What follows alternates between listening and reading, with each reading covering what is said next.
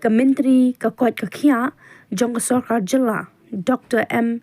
Amperin Lengdo ha ka ski baar kala pentep bagi dan hado prapo persen ki nongshong shnong ka jilla ki blada ban pyniasoh ya ka Meghalaya Health Insurance Scheme MHIS bat u Aadhar.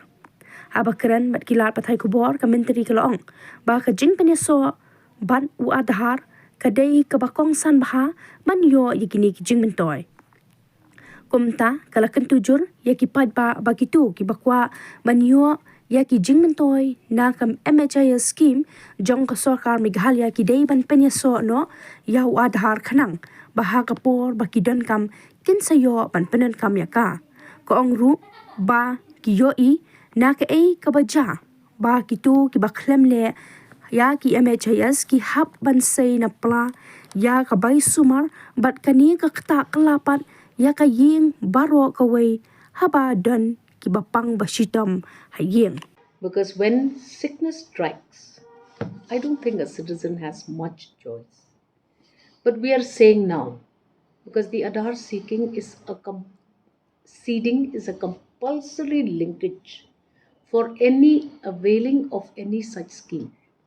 We are requesting our citizens that those of you who are willing and who want to benefit from the MHIS scheme of the government of Meghalaya, kindly seed your Aadhar so that at the time when you need government intervention, it is ready and available for you to use it.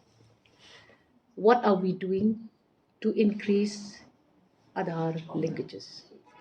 Every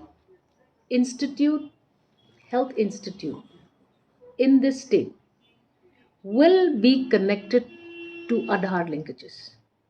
We are working in close quarters with all the line departments, the blocks, the DC offices, to ensure that citizens can immediately register themselves with the MHIS scheme of the government of Meghalaya.